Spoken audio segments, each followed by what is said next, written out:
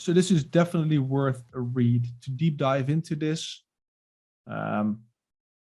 He concludes with, I am very much looking forward to working on SATP and seeing how the industry will implement it in their products and networks. Latest draft of the RFC is located at, there's a link there. So why is this cool? Well, because ODAP, SATP, is not going to be replacing the internet. Internet will stay. It will be an additional layer on top of this. And the biggest problem with the internet is not secure, right? Because everybody can host a server. And if you want to get on their website, you need to get onto their server. And it is like going into somebody's house. It could be very clean and very neat, but it could also be very dirty, or they have a very mean dog, or there could be anything going on. Maybe they're smokers, I don't know. And the same is right now with the internet. You just got to hold your breath, hope for the best. For transferring value, you have to go through servers, which is terribly dangerous in a way. You can get a direct line with VPNs and such, and that's then more complicated and etc. But it's still not good for value because it cannot be trusted. So the Open Digital Asset Protocol, SATP, Secure Asset Transfer Protocol, I still need to work to the terminology, is going to define how messages, value, and money get transacted. And what makes this interesting is their approach is what is in between gateways. And gateways, you guys know. So you have a remote connected gateway on the one end, remote connected gateway on the other end. And if I'm now holding up my left hand and my right hand, my thumb and my index finger with a space in between, those are the gateways. So on the ends of my index fingers, that is where the servers will be. And the Secure Asset Transfer Protocol will be in between my thumbs. So what you now see is that the remote connector gateways are like the buffer in between the routers, meaning that if something gets transferred from my left hand to my right hand, it does not have to go anywhere. It can make a direct connection. It can be totally encrypted because it's getting encrypted on my left index finger and it gets decrypted on my right index finger, but on the server side of things. So the gateways know nothing. The gateways store nothing. The gateways cannot manipulate anything. And then the thumbs are sending the message standardized, mind you, from one to the other. And now imagine that I had 10 thumbs and 10 index fingers, and they are all sending the same message from one end to the other. And then you also have your consensus figured out. So what is happening in between those gateways, that is what they are creating. That's going to be the extra layer on the internet, if you will. And it will be using the internet, but it will use a different protocol. Same as that the darknet still exists. And this is like way, way, way out of my knowledge and my comfort zone talking about different internets. But there are, I believe, 3 or 4 internets underneath or on top or parallel to the current internet on which you can do things. And we're just using the www. But there's other options. And ODAP will be, to my understanding, SATP, one of those. And that will be, if I remember correctly, an open source solution. And it will be standardized, ISO, etc. That's why they are in bed with the IETF. Tim, was that more or less understandable to you? Trying to process what you just said. But to a degree, did you get the analogy from the thumb and the index finger? Not necessarily, but I did get the last part. I mean, no, but I was just trying to process what you said. I think if I failed. Listen it. No, you didn't. I think if you just re-listen it, it will make sense. And I'm not that fast to try to understand complex issues.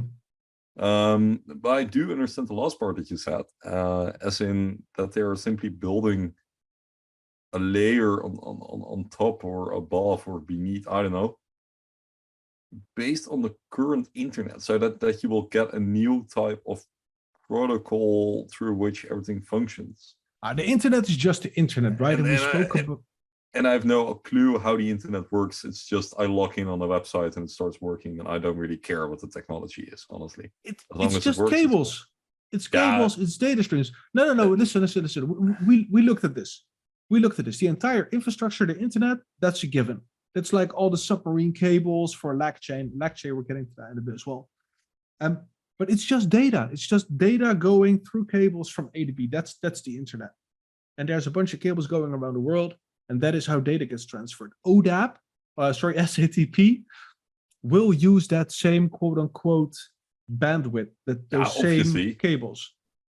Okay. But the software that you create on top of it is different. I think that is what they're hinting at. And they've been working on it for quite a while now. And they've made another significant step forwards. Sure. And that is Jerusalem. And whatever it means for us, I have no clue, but it's a good thing. And I think we should conclude it there. And there are some people, very knowledgeable people in our community, we can help out, but I have no clue. I can clarify a bit. So this is not a quant token fueled solution, right? I brought up on my screen, by the way, the IETF active working groups, because the proof is in the pudding. You can look this up, datatracker.ietf.org/WG, and then just look for SATP. And then you can see the SATP group. Responsible ad is Paul Wouters. He's a Dutchman. And or Belgian. Touche. And you got the, so I click this here, SATP. And then you got Claire also here. That's Claire Facer from Quant.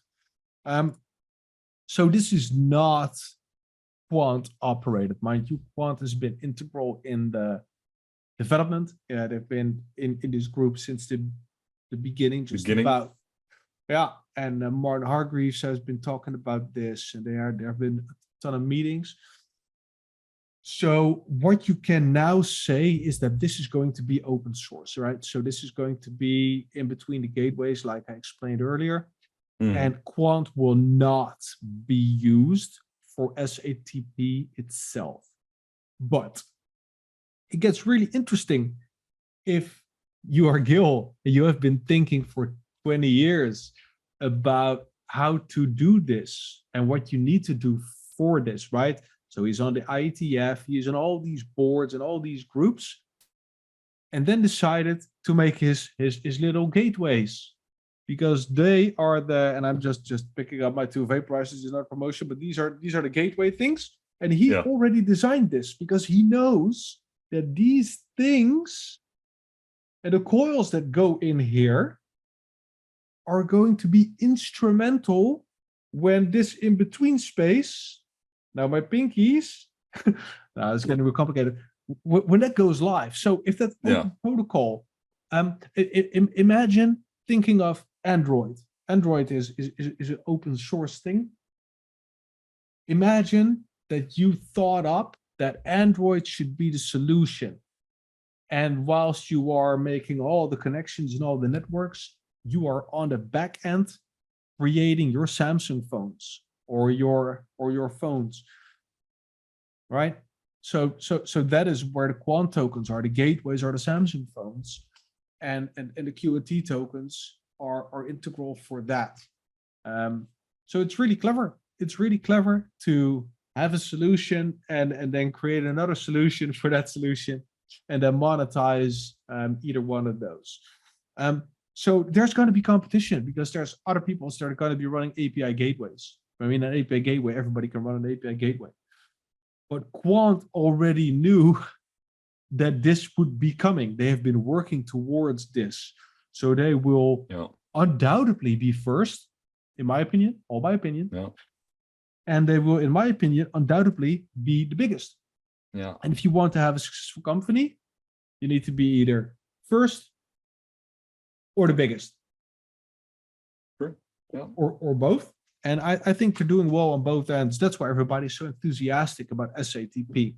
And again, there will be competition, and there will be other people that are going to have their gateway protocols and stuff, which is fine. Because if you think that the internet is big, imagine if all the hospitals, all the banks, all the governments are able to run their infrastructure on this protocol instead of using all these proprietary, very expensive means of value transfer right now.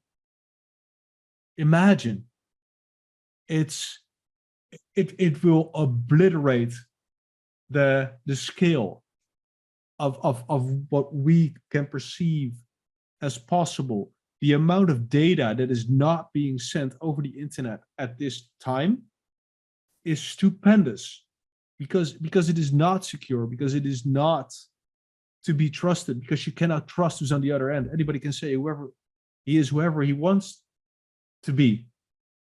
You have no way of verifying. I mean, how many email accounts do you have? I have like 6. I use a VPN all the time.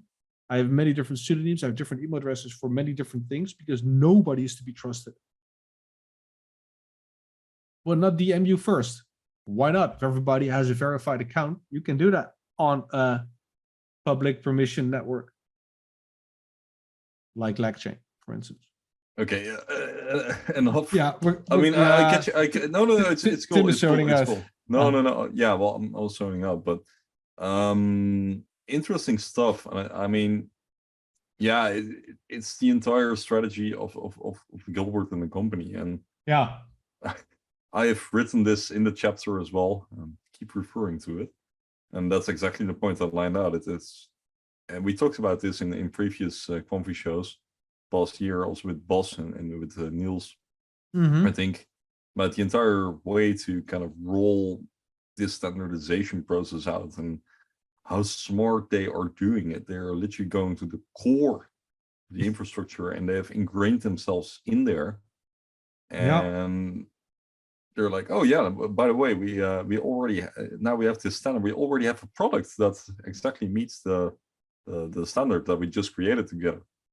Yeah. So instead of building a product for a standard, they first built the standard themselves, and then they also have a product besides it. Yeah, and what is interesting, I don't know who said this, but that's the way Gilbert and Quant run. Whenever they go to all these events, they're not shilling over Ledger, they're not shilling their product. No. They are just emphasizing problems, explaining problems, top down. And if you are perceived to be the main leading authority on something, people will start asking around you, and then other entities will promote your solution to them. Exactly. So then they're coming to you like, okay, so that's this what is they've been doing with Oracle, for example, and Nexi. Yeah. That's literally what they're doing, what we're seeing. Yeah, let other people cool ask. Stuff, man. Yeah, really, for sure.